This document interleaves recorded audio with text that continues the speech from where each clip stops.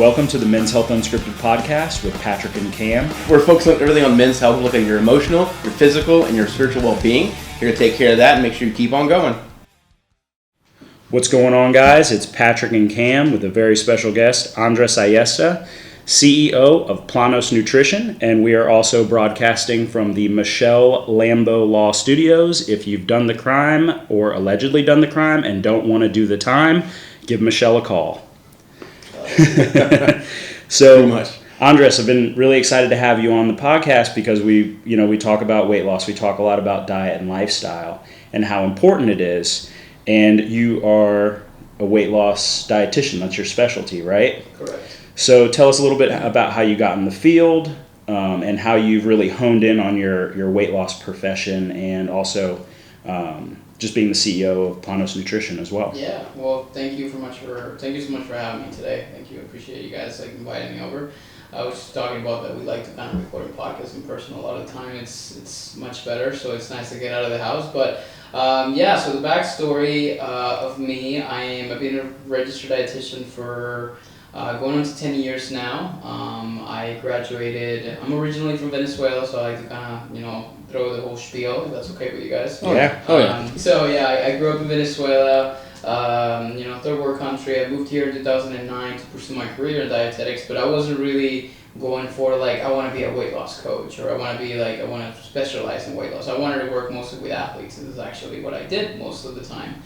So I moved here to pursue that, and I graduated from University of Southern Indiana. The long story short on my education and background and my academics is I basically did a master's degree in sports nutrition. I did an undergrad in dietetics, and I actually got my dietetics internship done in the Texas Medical Center, which is a very big, massive medical facilities. So I was fortunate enough to do that. But most of my career in dietetics actually started working with sports.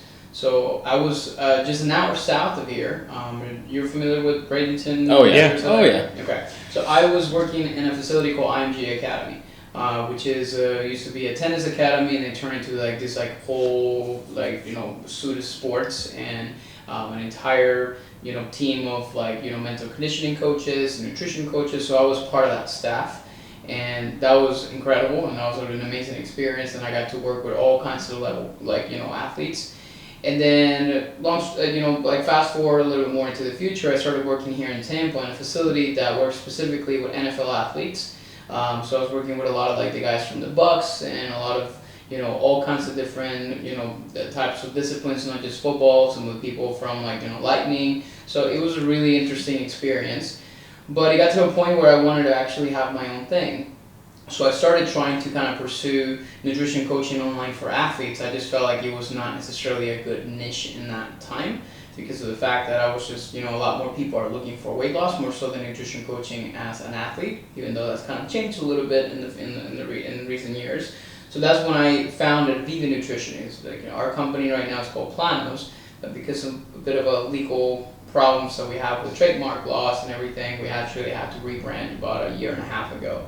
So we established Planos as a way to help men and women originally. Now we work mostly with women, kind of build a blueprint or improve kind of not only their relationship with food, but at the same time helping them eat better so that they also could lose some of the weight in the process. So that's kind of how the entire company was started, and now we run we have about a team of 6. We have 2 coaches, 3 coaches including myself, and we have a team that manages anywhere between 40 to 60 men and women, mostly women, on a monthly basis online. So we do mostly online nutrition coaching, and we're helping do that. But we just kind of extend beyond just nutrition, and we also kind of get into the lifestyle, but we can get into that a little bit later. Sure.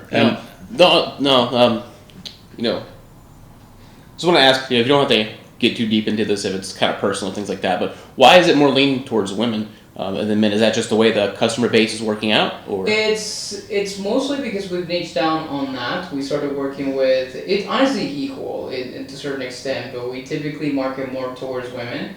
There's not really specifics into one versus the other. We just found first off 2 our coaches are female, so they're women, so they relate a lot more with that population. And I have been, a lot of my background is working with a lot of female athletes. So for a big part of my life, I actually work with most of that. But that doesn't. We still actually work with a lot of like men, and we're still kind of helping accomplish exactly the same things. I think a lot of times like males are not as vocal in terms of like when it comes down to their nutritional issues, particularly mindset related issues that they may have around food, which is an whole topic that we can also talk about. Oh yeah, we definitely hit on the males not really wanting to discuss or having a hard time verbalizing health complications as well as potentially food and things like that. Of course. And that's definitely why I wanted to ask, because I would assume that's probably a big part of it is just the customer base, the patient base there is just the males aren't saying anything about it, so. Oh, 100%. Of course. When I talk to guys and I jump on like strategy calls with them, I mean, it's hard to get them out, like get them to speak up. And I always tell them, it's like, man, like sharing is always, not caring. Like I have like a friend that kind of says always, which is sharing is always disarming. So being able to tell people like your story and your struggles and all different things like that, it doesn't make you less of a man. It actually kind of like, vulnerability is really strong. Like it's helpful. It's actually not a weakness. It's actually more of a strength. Mm-hmm. So we do struggle a lot with trying to get guys to open up about their deep struggles, and when we do, it's very liberating for them. Well, I even found, to kind of shed some light on some vulnerability for me is like when I started going like to therapy for mental health counseling after a death in my family. And I found that like going to therapy actually as a side effect started losing weight just because I was able to kind of realize, well, maybe I'm stress eating in this moment, or maybe I'm, trying to occupy time or trying to occupy brain space with food rather than occupying brain space with grieving and dealing with loss. Correct. And so I think that that's a really important point that guys probably should hear, is that sharing and at least saying it will bring things to light that you kind of didn't realize were actualized. Correct. And I think that's one of the biggest issues that happens with, men and women, but I see a lot, particularly in men, which is, we, like, food is a very big emotional, cultural and emotional item in our lives. And a lot of times we can even, we're happy, we can even, we're sad, upset. So there's a big kind of connection that exists between those things. And just like you explained in your example, maybe perhaps like you lost the weight because of the fact that you were in a better place mentally as you're doing a lot of the mental work. And because of that, you were not really creating that big association between finding food as a way to cope, right? So and that happens a lot with all of us that having a bad relationship with food. Food is essentially something that is like, it's soothing. There's a big emotional connection. When you think about when you were a kid, when let's say you did something right, at least in my family or a lot of the families of the people that I've worked with, what were you rewarded with? Like, let's go to McDonald's. Let's actually go and get I'll give you candy, or I'll give you a piece of chocolate or stuff like that. So there's always been a connection that exists between those two things. And usually that's why there's like a big mental component to that. So we create all these pathways in our brain that start to make those connections. So whenever we're struggling as an adult and we have an issue or stress or something like that, or we are sad, we typically have that same connection, and then we'll use food as a way to cope with those things.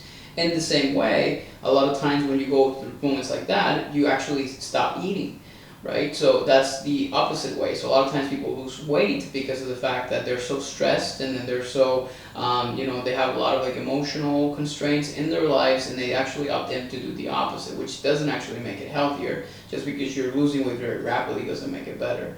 So there's all kinds of sides of the spectrum in terms of the connection that exists between emotion and also food. And that's something that when we're actually doing weight loss coaching, we focus a lot on that piece. Oh, interesting.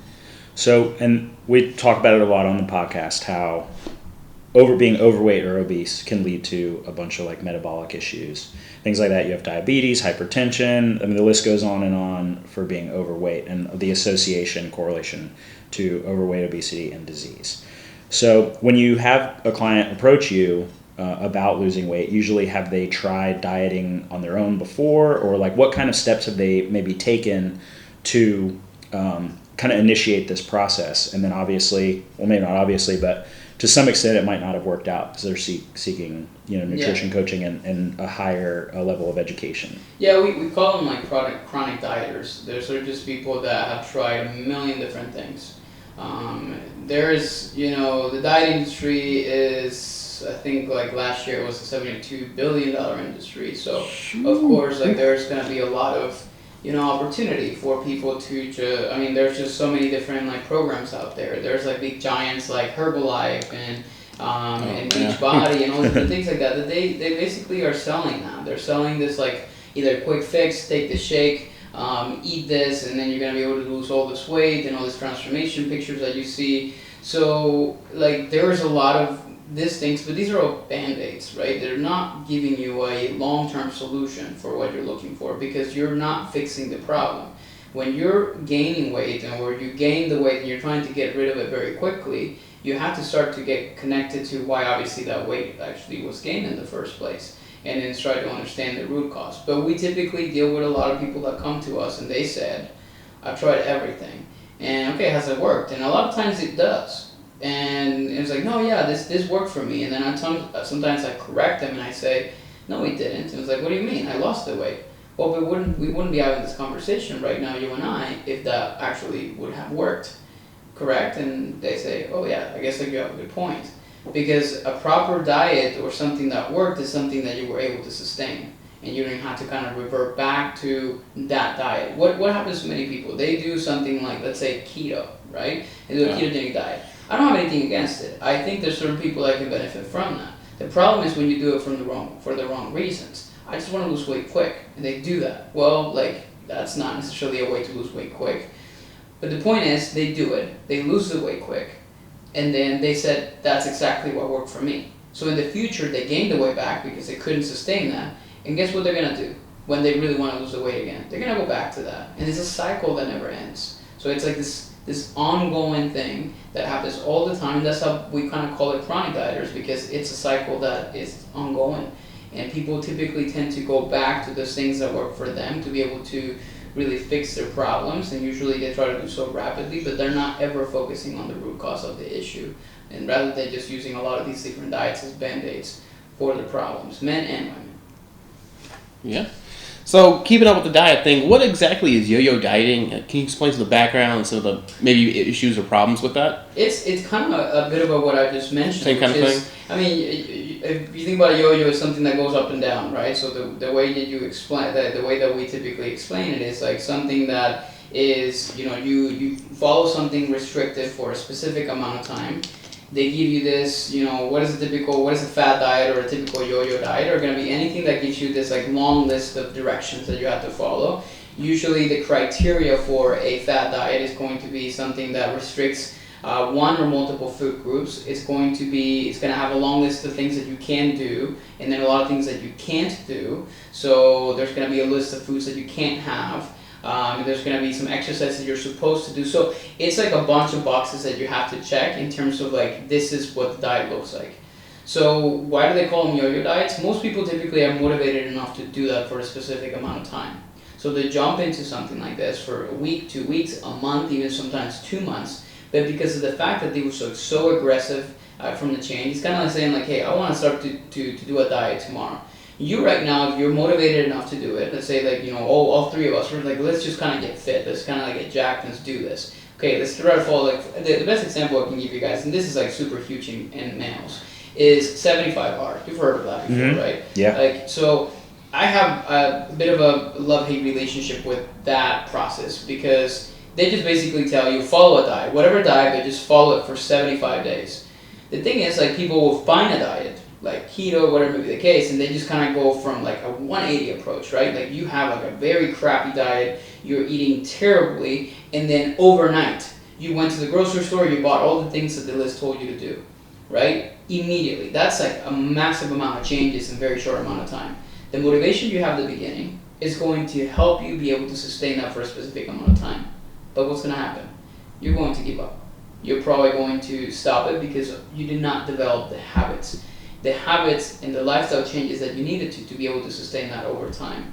So that's usually what a yo-yo diet really means. Is like you're doing something for a very short amount of time, and then you're gonna give it up because of the fact that you couldn't really sustain it long term.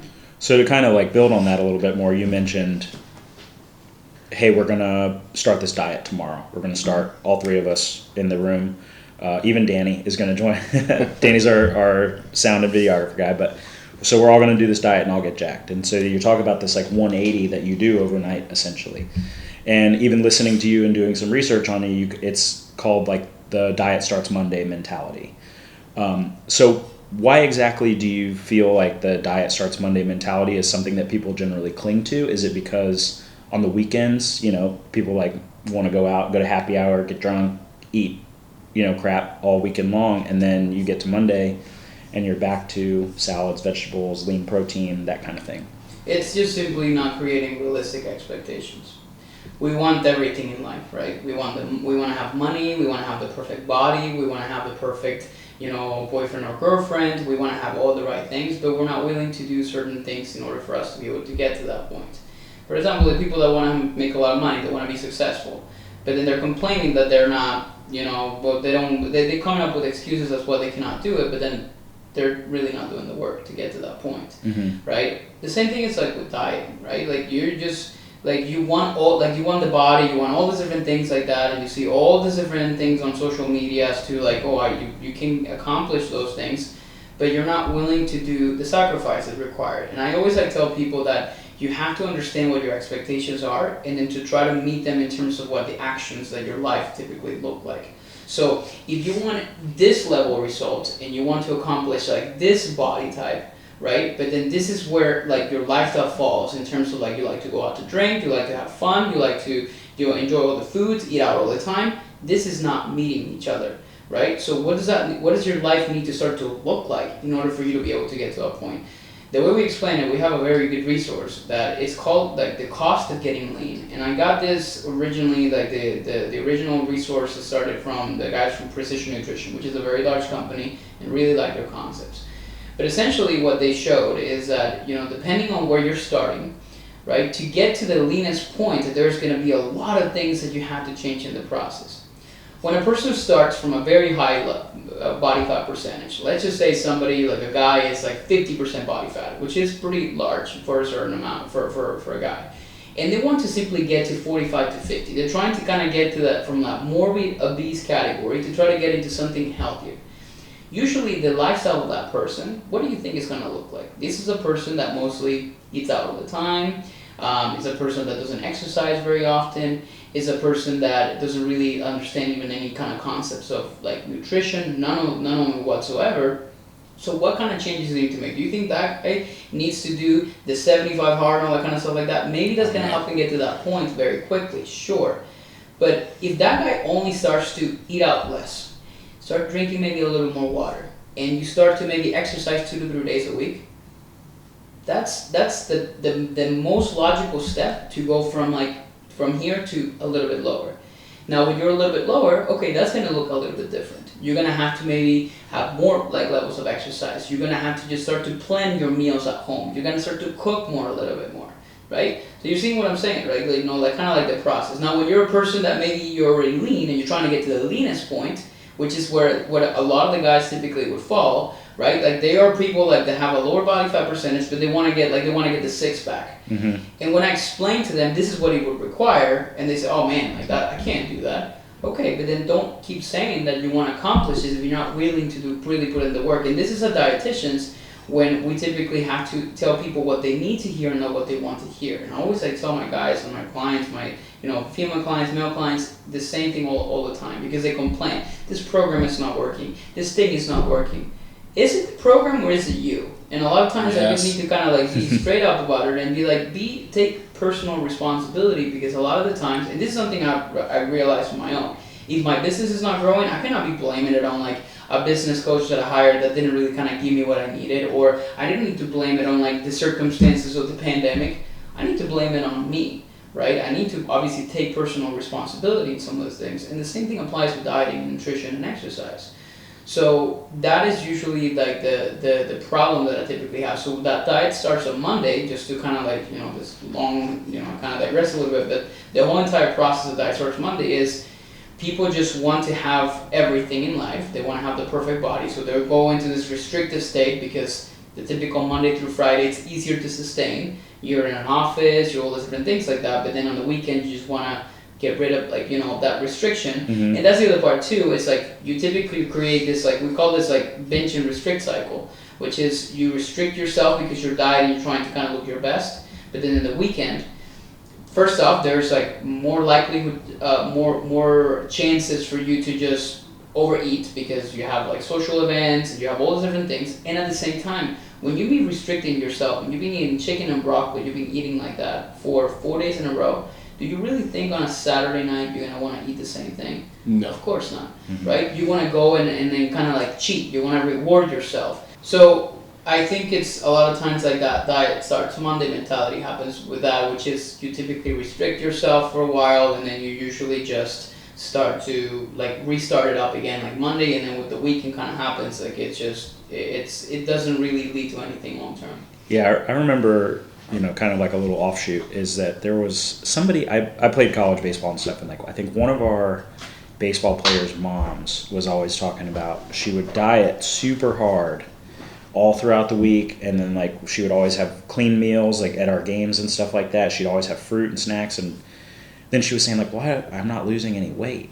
And then we found out that like to reward herself for a hard fought week of diet and exercise, she would go to Outback and get like the double loaded cheese fries and like a bloomin' onion, and like right there, if you look at how many calories are in both of those meals, you pretty much kind of outdo everything that you did all week. And so that you might maintain, but you're not really going to see any like significant results. Yeah, that's everybody's issues most of the time, because you're just restricting. When we start to look at like basic weight loss principles and principles of thermodynamics, which is like right now there's so much controversy on social media and TikTok, Instagram. You have obviously the school of thought of like what they call the insulin model of obesity, which is the people that would say carbs are the problem and you need to kind of keep your insulin low. So these are obviously like the low carbers, like keto, like school of like that's there's a group of people that would believe that and they still kind of support their hypothesis. And I'm more of like the person that of keeping things simple. So from what we've always understood, like in terms of research up until this point, like the principles of thermodynamics are simple, which is if you are like consuming, your body is basically an energy system, and depending on who you are and what you do and all the different factors, you would have a specific energy expenditure on a daily basis. It's basically how many calories we burn. It's the way that we typically explain it colloquially. So how many calories you're burning on a daily basis. And then there's obviously the amount of calories that you're taking in, which is what you're consuming on a daily basis. Like we know for a fact that if you are consuming less than what you're actually spending, obviously you're going to lose weight. Here's what a lot of people typically have struggle kind of seeing it. They fail to see a big picture. They just only focus on what they're doing on a day-to-day basis, but they don't really focus on really what's the net. So with that woman that you just talked about, right, what's happening is, yes, you're creating the deficit Monday, Tuesday, Wednesday, Thursday, Friday, Saturday, right? But then when you start to add up all your amount of calories expended versus calories burned on a weekly basis, when you start to do all the math between the days, you're gonna realize that one meal that she had from Outback, which was maybe like a total, that day she maybe had like 3,500 to 4,000 calories in one meal, right? Or one day completely. Like when you do the math, it actually ends up being almost like around the same, right? So this is why she's not gaining weight, but that's why also she's not losing any weight. So that's from the perspective of fat loss, because at the end of the day too, we also need to talk about that weight loss is not just weight, it's about also understanding fat. But again, in general, that is a basic principle that many people don't understand. They keep blaming it on many different things, from hormones to like something, my metabolism is slowed, like that's like all these different things like that, and they don't really kind of take ownership in the idea like maybe perhaps like you're eating a lot more than what you think. And that's really what we try to get people to reflect and to understand. Or not moving as much as they need to. Because you got to remember, if we're people that are just sedentary, we're just sitting down here, like work like we did, like people us in the pandemic, right? They started working from home. How much more movement they were getting? Actually less, because like the longest distance that they were walking was like to the kitchen. Imagine you living in a New York City apartment where like literally it's like it's a studio, right? It's like a kitchen, and I mean you're not moving at all. And you got like 5 steps in that. 5 steps. So it's like people kind of like gaining, like they call it the pandemic 15, like getting more like this weight, and because of the fact, well, I'm eating the same, but you're not moving as much. So there's an energy expenditure like issue there that is kind of happening, and that's usually where like people are not necessarily seeing the reality of those things. It's that old school concept, balancing that checkbook coming back into your life. So with that in mind, though, so people kind of enjoy these cheat days. They like to have those time where they kind of break free from the chicken and broccoli and change. So what alternatives can they do instead of going out back and eating loaded cheese fries? What sustainable options could they have to have those cheat days or even have those goodies, but still keep that checkbook balanced? I would say, like, every single meal you have, like I always have a rule when I say, like, if you are sitting in front of that meal and you've like ate 50% of the time you're not excited about what you're about to eat, then something's got to change, because you're going to get into those patterns, right? So what does that mean? Like, if you're always getting to this idea that you have to eat that chicken and broccoli and you're like, man, here we go again, then that's not the right mindset. So I always like say, okay, when I'm talking to my clients, it's like, oh, I'm just like tired of the restriction and stuff. It's like, okay, what do you like to eat? And I say, well, like I like to eat a burger every so often. Well, why don't you eat a burger every couple days? It's like, what do you mean? Like, you can do that and you can still accomplish your goals. It's like, no, but I can't. Like, it's a burger. That's unhealthy. It's like, who said that? Right? Sure, maybe if you're getting the burger from like Shake Shack or like from McDonald's, like maybe that's not going to be filling and you're not going to, you're going to want to overeat later on in the day. But there's a guy, have you guys ever heard of Science Fitness? Yeah. Okay. So he's on Instagram, huge into like weight loss and trying to simplify the process. And he did this like Big Mac challenge. And he did it, I think it was like a couple of years back. I think it was like right before the pandemic. And all he did was, he said, I'm going to go to McDonald's and I'm going to eat a Big Mac every single day. And then I prove that I can lose weight doing that. And he did. He lost like 8 pounds in like 2 months. And he just proved that eating one Big Mac every single day. And just like examples like that, there's a guy, like did a study, he just ate like a Twinkie diet. That he just basically ate Twinkies for like, I think it was like 3 months. And he lost like 25 pounds. But he just basically managed his calories. So what am I saying is, when it comes down to like that reward system, I prefer to avoid the reward and simply focus on including those things in a way that actually makes sense. So am I saying to go and eat a Big Mac every day if you want to have burgers? No, but you can have a burger at home where you're actually kind of making an alternative, like healthier version that it's like, tastes good. Like a turkey burger, or maybe even like a regular burger but maybe a leaner type of meat, and using like whole grain type of bread, maybe not necessarily having like the whole thing of rice, or maybe you're having air fry, like the fries that are like made in the air fryer. So you're cutting down calories, but you're still having something that you enjoy and you like. I have like a homemade pizza at least like 4 times a month, right? And then sometimes I will have the real thing, the stuff that I'll get from like a a place on here in Tampa that I really would like. But the point is, like, I don't restrict myself from those things. And the moment you eliminate restriction, you don't crave those things as much. I have a great example of a client of mine who told me, like, she would just come home at night after being restricted all day, and she will have like an entire sleeve of Oreos. And I said, here's what I want you to do. It sounds like a good time. It sounds like a great time, right? It sounds like a great time. It was happening every single night.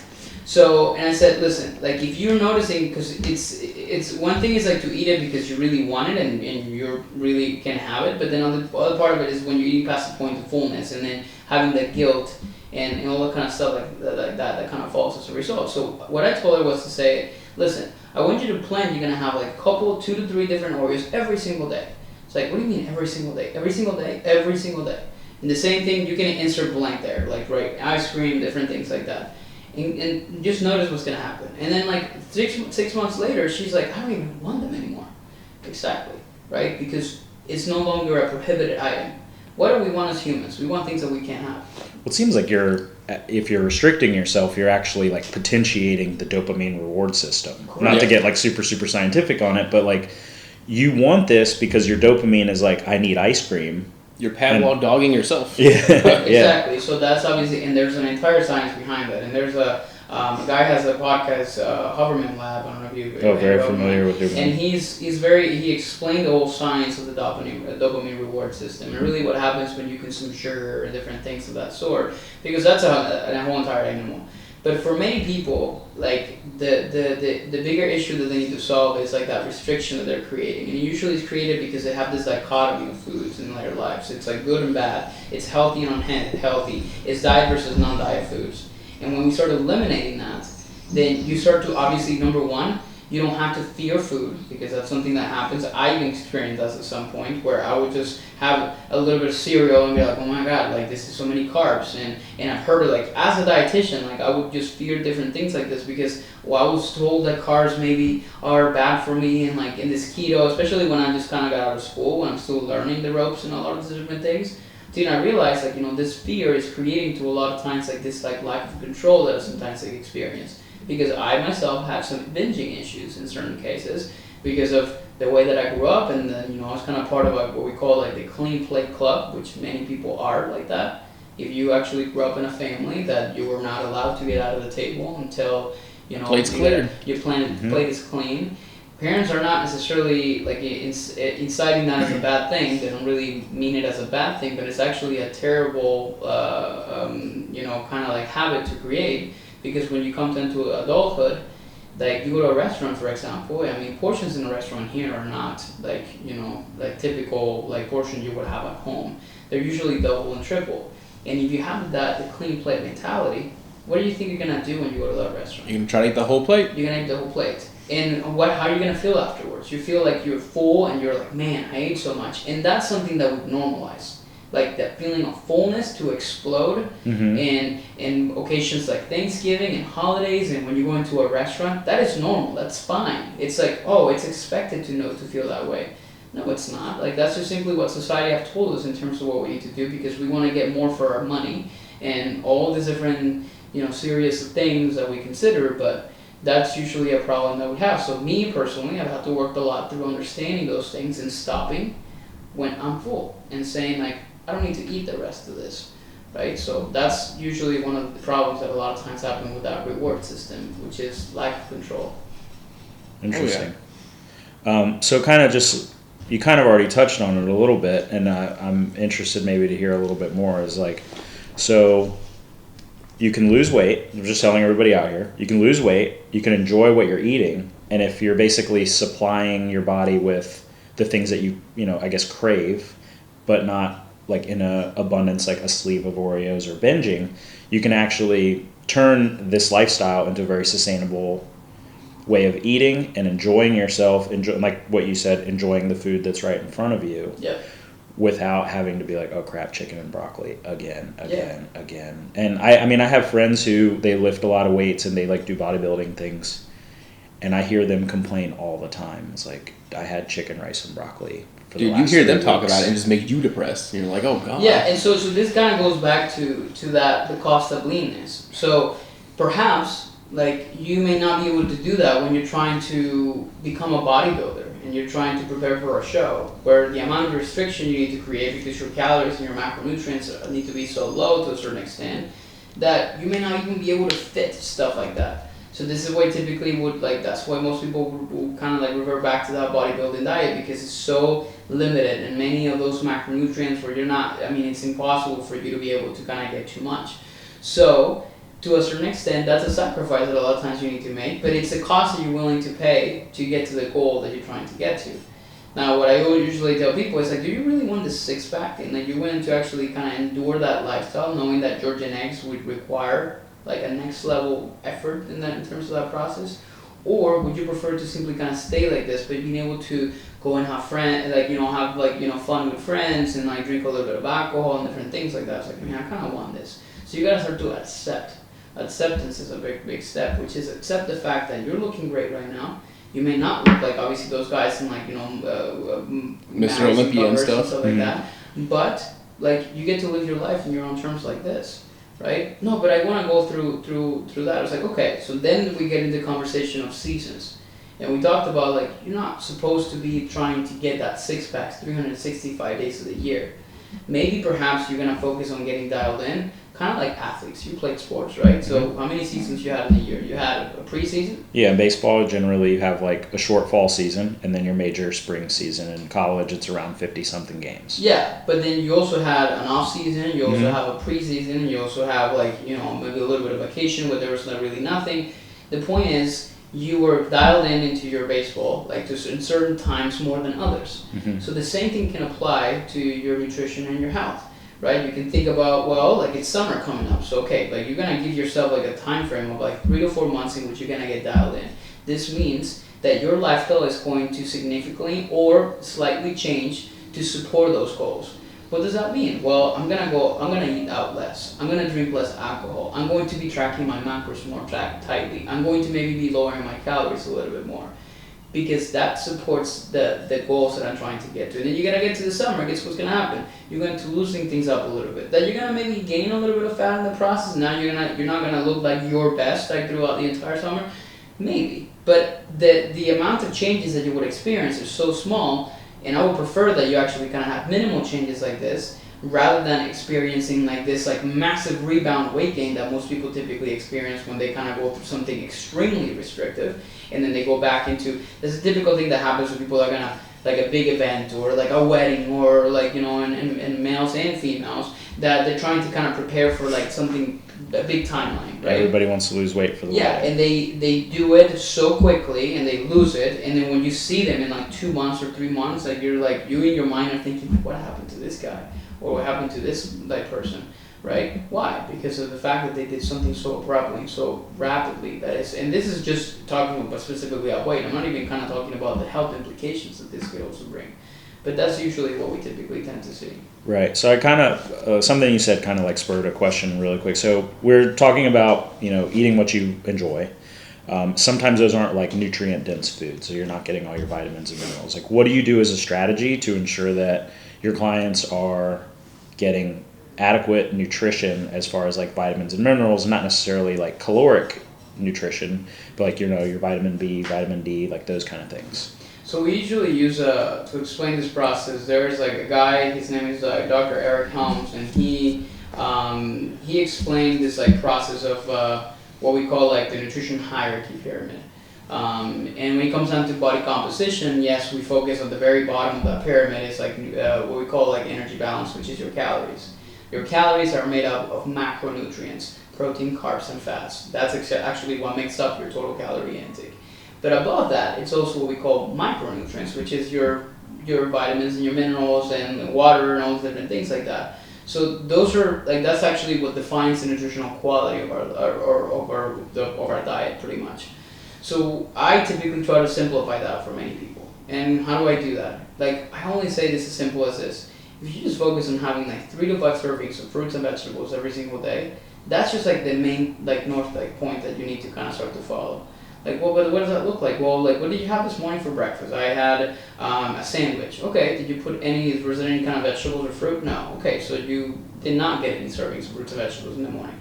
Me, for example, I had like little 8 ounces of this like soja green juice, which it does have a bunch of different things. So I would say maybe I had a serving of vegetables in there.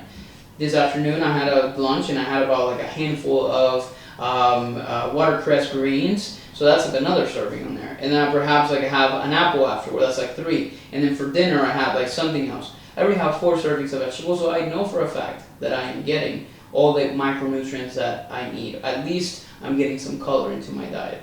So that doesn't always come from like fruits and vegetables, but it also comes from other kinds of like whole grains and different things like that. But in general, I try to simplify that process by just simply telling them, just remember to consume your fruits and vegetables and at least like 3 to 5 servings every single day.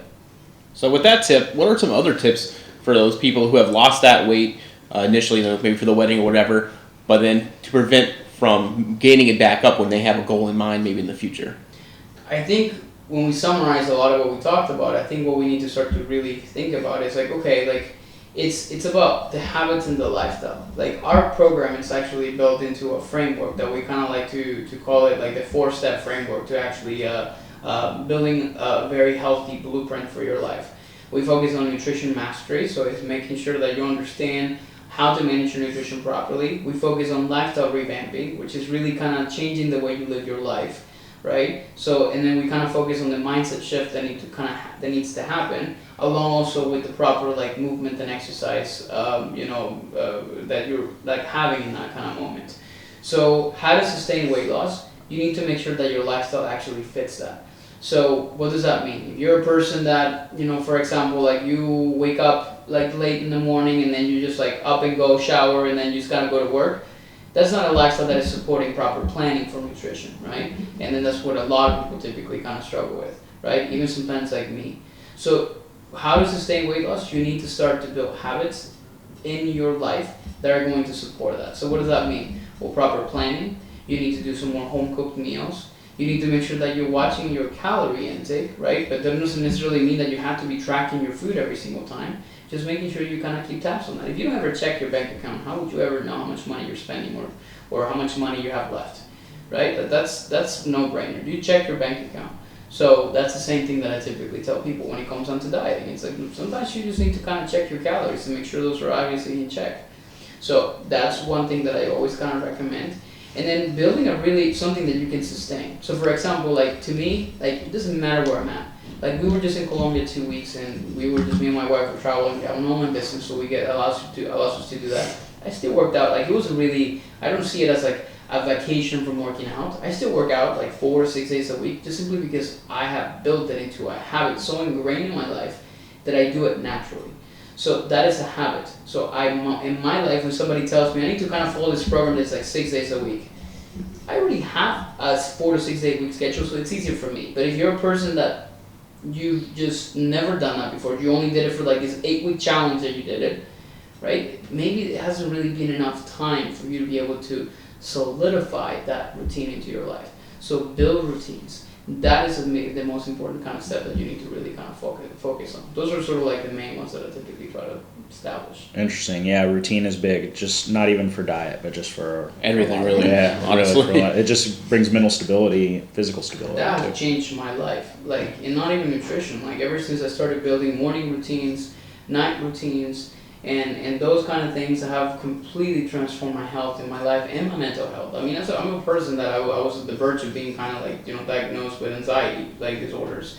And I kind of self-diagnosed myself with that. And then it's not until I realized how I needed to start to focus on me and my routines and the stuff that I do for myself that everything else actually makes sense. When you start the way you change the way you think, you can change the way you live your life. And when you change the way you live your life, you can support really good nutrition. So usually weight loss comes as a side effect. It's sort of like the happy consequence of making all these changes. And this is what we focus on, right? If you get yourself dissociated from the number on the scale or trying to pursue that, right? And you simply focus on making these changes, I always tell people, I guarantee and I promise, like if this doesn't happen, I will work for you for free until you actually get to that point. But if you focus on these things, you're going to lose the weight, or you're going to lose the fat, and you did not even notice it, right? You stopped dissociating yourself from it, and then it happened as a very nice side effect of all the changes. And guess what's going to happen in the process? You became happier because you actually enjoyed what you were eating, you enjoyed what you were doing in terms of exercise and training, and you were just living a happier life without necessarily feeling restricted or doing something that you actually didn't want to do. That's awesome. Yeah. So as we wind down, we're going to kind of close out with maybe a topic with a little bit more controversy around it, fasting. There's a lot of different kinds of fasting. There's mimic fasting, water fasting. I mean, there's like lists going on and on. There's a lot of studies outside of the U.S. that have proven a lot of benefit to fasting, health benefits. And from your perspective as a weight loss dietitian, how do you kind of talk if one of your patients or clients mentions fasting as a potential strategy for losing weight rather than, for lowering cholesterol or improving insulin resistance? Rather, I want to fast to lose weight. So that's the first thing. My thesis in my master's degree wasn't fasting before it was even a thing being talked about. Like I did my master's in like 2015. So this is when like intermittent fasting was started to kind of get some traction. It was not until 2020 where like pandemic times where now everybody's talking about it and every single news outlet is like talking about intermittent fasting. In fact, I contributed this week to like this app called Lose It, and they're trying to kind of create an entire section of intermittent fasting within their app. So there's like this entire conversation about something that I like wrote about, like, 7 years ago. So what I always, and what I've said from the very beginning, even then, was the following. Like, if you want to lose weight and somebody comes to me and says, like, I want to try fasting, I always ask, why do you want to do that? Because I heard it's more effective, or it's going to help me lose weight. Okay, you want to lose weight. That's something that we're on the same page of. Why do you think fasting is going to help you more than anything else? And I wait for their response. Because depending on their response, I'll know if they've done the research and they understand this, or they're just kind of doing it because, their neighbor told them that they did that and they lost like 50 pounds doing it. So what is the response that I'm looking for? Like, if obviously somebody has some education, because it's a way that can help me manage my calories. Okay, so you know exactly what this is. When we're strictly talking about fasting, research is clear in that fasting is not more superior than just a regular calorie deficit that you're creating daily, even if you're consuming breakfast and you're not creating fasting windows, which means that if you take a group of people and they do intermittent fasting, like 20 hours or 16 hours, and they're eating X amount of calories, and you put that same group of people 2 weeks later to do exactly the same amount of calories, but they're eating breakfast, lunch, and dinner, and then like all that kind of stuff like that, the weight loss that happens between them, it's equal. It doesn't really change. So it's not superior than just creating a calorie deficit on a daily basis. Now, when somebody wants to manage their calories better because they just want a shorter window of time to be able to eat, right? Because mentally helps them, which is what I personally do. If I need to cut down on my calories and I need to try to get as lean as possible, I know I need to cut down my calories. I don't like to eat burp food, as I like to call it, which is just a very small thing, right? Because I like to feel satisfied and I like to feel full.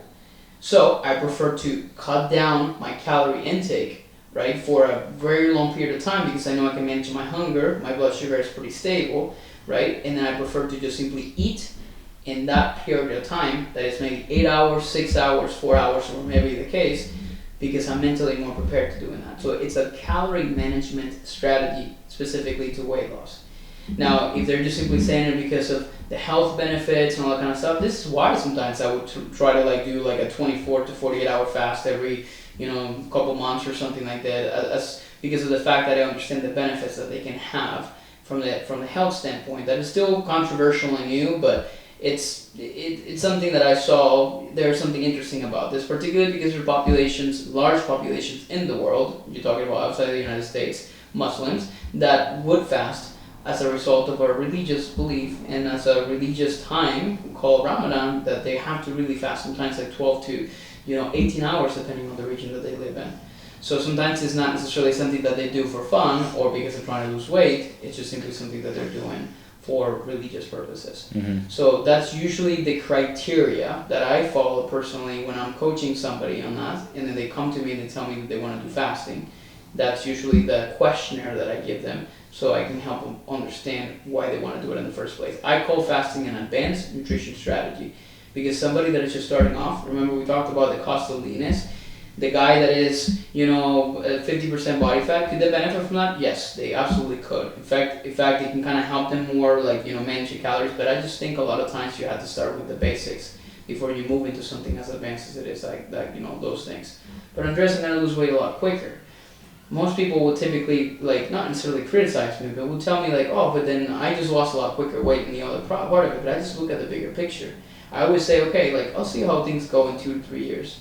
And I always compare all my clients, and I look at them because I follow through with them 2 to 3 years later, and I see where you're at right now. And most of them typically don't gain the way back, or they kind of stay within a range that is never what it used to be, versus other people that they gain the way back and worse, and then do all different things like that. In that case, then this was a completely, whatever you did, it was completely worthless, because it didn't really kind of help you get to where you needed to go. And give you the sustainable change. Oh yeah, I was excited for the fasting part because like anything else, if you overdo it, it can be dangerous. So quick little story. In the Marine Corps, you have a very high calorie, burning. You're burning a whole lot of it. You got to balance it out. And I had a friend who he did wrestling in high school, and I guess a way to cut weight when wrestling is they would do a lot of fasting and a lot of restriction stuff. And he was a shorter kind of soccer guy, so if you're over a certain weight in the Marine Corps, they do something called taping, where they use the measuring tape and they tape your body out to see if you're more muscular or more fat. So he was cutting weight to make tape, and he was not eating. He was spitting in a bottle. He was barely drinking water. He did it for about a week. And at the end of the week, we had our physical fitness test. Part of it is you have to run 3 miles. It's a timed run, so you go really, really fast. So I finished the run, and he was kind of being carried off in the distance. And I ran over and was like, what's going on? And he had some brown stuff all over the back of his legs. And he was like, oh, I tripped and fell in mud. And I was like, we're in the dry season. We're in Japan. There's a dry season. I'm like, there's no mud. And they were carrying him off to the medical people because he had pushed it too far, wasn't getting any kind of nutrient or anything, and actually passed out and shit his pants. Or I guess his legs. So it's one of those things where there's also dangers. It is dangerous. And that's the thing, too, when there's people that don't understand the limit. Right? And with women, for example, that can affect the reproductive system. So they affect their fertility. And then there's people trying to kind of get the fittest that they can, but they're also trying to conceive babies. Can't do that, right? Or guys are trying to do this for a competition or for something like this. Like, you can hurt yourself in the process. Like, that's the thing. Like, it's like, where do you draw the line between like trying to lose weight or trying to look the part, trying to look the best at the expense of what? So I always kind of have this conversation with people, and some of them are they have such a twisted mindset around this stuff that they would say, I have heard women in the past who told me, like, I would rather not shed my life again if I can actually kind of get to my weight goal, right? Because of the fact that they need to be restricted and all that kind of stuff like that. And it's like, I can't believe it. On the same token, I have met people that are so desperate to lose the weight that what they do, you guys have heard of weight loss surgery, right? Like, was it bariatric? Bariatric surgery, where they basically kind of cut your stomach, or a bunch of different methods. You have to qualify for that. You have to have a certain BMI and different things like that. I have met women and men who purposely put on 20, 40, 60 pounds.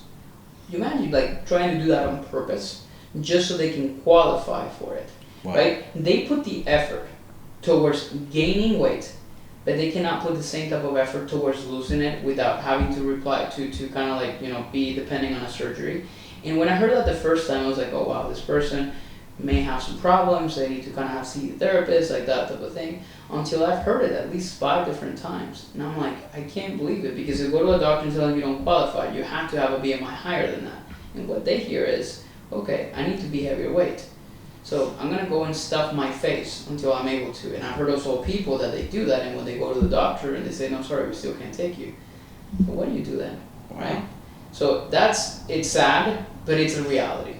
And that is something that we try to, help. But the problem with weight loss is, you have to want it, or when it comes down to health, you have to want it. You have to be in a really good place to really make the commitment to yourself. Not many people's in there. And that makes it so hard for many individuals that we're trying to help. Wow. Side note on the bariatric surgery, I was actually on a rotation where we had 2 patients that had bariatric surgery previously before, and they had actually restretched out their stomach and gained a lot of that weight. Why do you think that happens? Well, because you're restricting your stomach size unnaturally, and then you're still going to eat. You'll get full faster, but over time you're still going to eat and you're going to restretch your stomach. I think there's we're pharmacy, so we don't do a lot of the surgery stuff, but we don't need the surgery stuff. Yeah. That would be illegal. But it's more so that they have they tie off the stomach. They tie off, and they can actually pop bypass. Yeah, but the deeper question on that is why did the eating started happening? Why did it happen in the first place? Is because the mentality didn't change. Correct, right? Mm-hmm. You cannot you can change your anatomy, but if you don't change your brain, you don't change the way you think, you're never gonna be able to. You're always gonna have the struggles, and this is why people lose the surgery. Now, of course, you hear success stories and transformations of people that, oh my God, yeah, she kept it off. Yeah, but you don't know what that person is like mentally. Maybe they really worked hard to kind of change those things, and I'm happy for them. And that's the good things about it. But in general, I've met so many people that they get this surgery done, and you hear stories about them stashing candy under the bed because they're ashamed, right? And they don't want to show anybody, and there's a lot of these behaviors that doesn't go away whenever you're that. At the same time, imagine living your entire life, right, when you're just severely overweight or obese, and you lived your entire life stuffing your face, and now literally overnight, you cannot tolerate more than this amount of food at a time, right? How does that affect your psyche, and your mind, and your mentality? when you're seeing this like plate of food, you always ate with your eyes, like, oh my God, look at all the stuff that is in front of me, and now you take a bite and you're full, right? It's what happened to my aunt. Like it's hard. I mean, it's so difficult mentally to really like get to that point. So you have to work through. This is why a lot of times like the right way that they do the surgeries is you go through therapy for 6 months. You go through like psychological support because that's really what's needed. The problem is nowadays there's places that you can you can go, and here's a check. $18,000, $20,000, $25,000. That's actually what those surgeries typically cost, and some people are happily paying for that out of pocket. And they give that check to the doctor. Doctor gets it done, and off you go. Yeah, none of the real work gets done. Exactly, none of the real work gets done. Or some people do the work and they do the time, but they know the fact that they're going to continue to fail, and that's the mentality that they create. So they'll go 6 months and they'll show up. That's it, right? But they don't actually do anything. Right. They're just trying to kind of like check the boxes so they can get this out of the way. Interesting. So that's always the issue. So. Wow. Well, Andres, it's been a pleasure talking to you. You're welcome on our podcast anytime. I'm sure there's plenty of other topics to talk about and discuss your experiences. So to wrap up, where can our listeners find you? What's your website? Any of your socials? Platforms, Yeah, anything? Where can they find you? So best place is you found me. I think it's Instagram. So my tag is Andres Ayesta, ANDRESAYESTA. That's my personal Instagram where you'll be able to just see a lot of our stuff, and that's where we have a lot of the links for some of the stuff that we do.